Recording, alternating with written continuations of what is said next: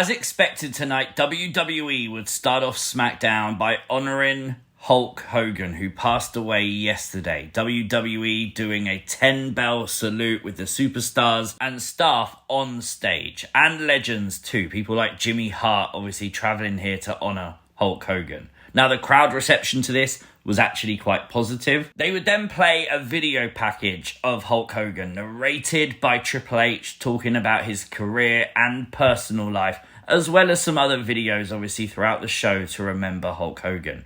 Cody Rhodes would honour Hogan at the start of his promo, and I think Cody summed it up really well. I know emotions and feelings regarding it are complicated, but what is not complicated is his accomplishments and contributions to WWE. I will say, because it's all over social media, analysing the faces of the superstars on stage and saying, oh, this person's not bothered, that person looks upset, it's so stupid, genuinely, especially when your evidence is a screenshot of a microsecond of this. Like, what are you doing? But this is things you might have missed from WWE SmackDown. Make sure you've hit the like button, and if you are new to the channel, hit the subscribe button too.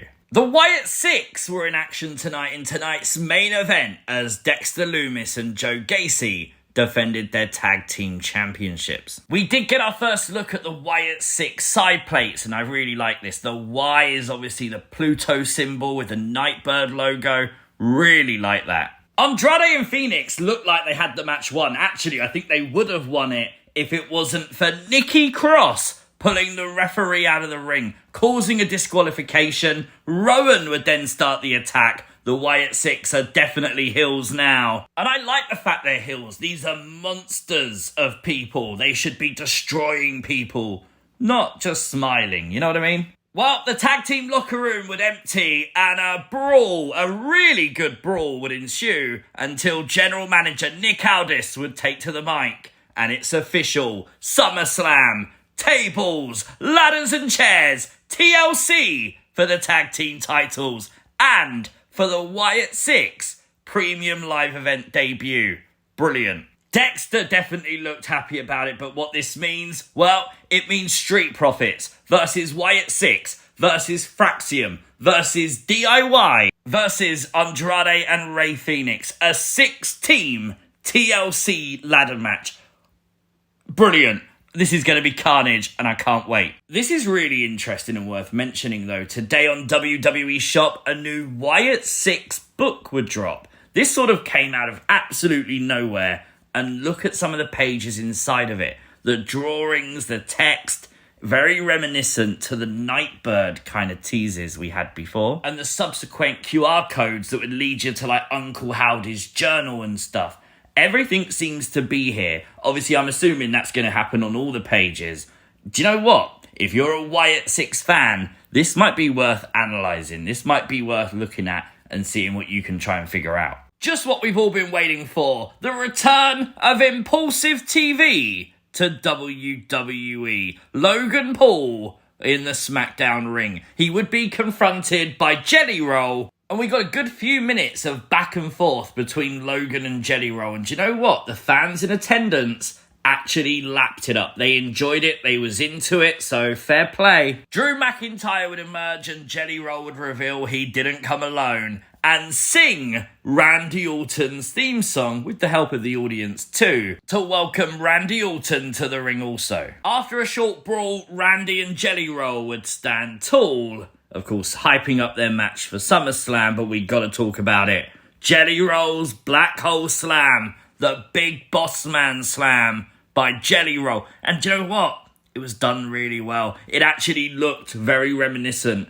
of the Boss Man Slam that Big Boss Man used to do. We've been hearing loads of stuff about how Jelly Roll has taken this very seriously. He moved down to near the Performance Center. He's been training nearly daily with big names too. So fingers crossed, this match at SummerSlam could be really fun. Well, earlier today, WWE did reveal which matches will take place on the Saturday and which matches will take place on the Sunday. You can choose which night you think is the better night. Sunday seems to be a lot of championship matches. Does that sway you? The big Roman and Jay match versus the two Bronnies is on Saturday, as well as Sami Zayn versus Karrion Kross. a match announced today as they announced the cards for Saturday and Sunday. So let me know in the comment section down below, which night are you most looking forward to after seeing the cards? Well, ahead of their match at SummerSlam Saturday, Alexa Bliss will take on Roxanne Perez tonight in one-on-one action, and we would see Charlotte Flair become the cheerleader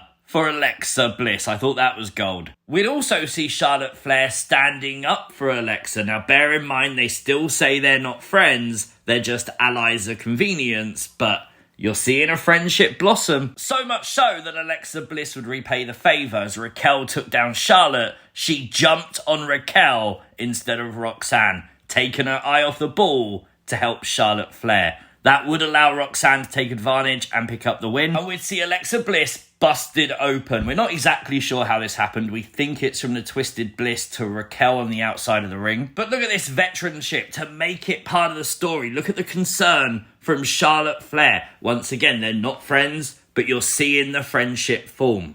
By the way, Roxanne Perez got Def Rebelled, if you didn't know. Her theme song has changed. It's now very slow.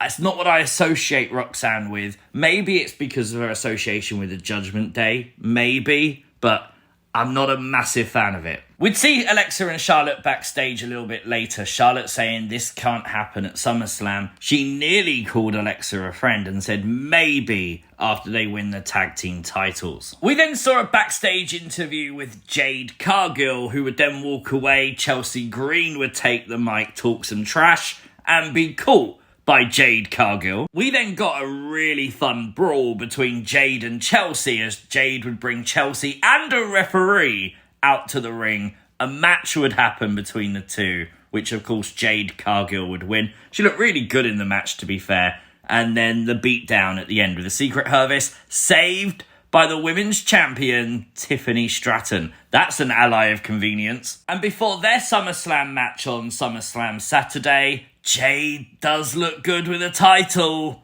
I think they're going to pull the trigger, I think Jade could win here. A lot of people noticing in the background, not the actual thing we've got to talk about in a minute, but look behind Jade Cargill. There is the Lilly doll that obviously Alexa Bliss carries with her. But unfortunately, it's not something I would get excited about if I was you, because you can also see Roxanne Perez's jacket and Alexa Bliss's jacket hanging up in the background. We know this is like on the entrance to the entrance of Gorilla, so this is probably just where their stuff's stored until they collect it after their match. What you was meant to pay attention to in the background was the MFTs talking to The Miz. The Miz is back. He's been away filming American Gladiator. Tonight, he said Solo Sikoa has basically reminded him who he is. He stepped up to Jacob Fatu and slapped him in the face. Miz is so brave right now, genuinely. Not only did he slap Jacob Fatu tonight, he stood right in front of the Wyatt Sicks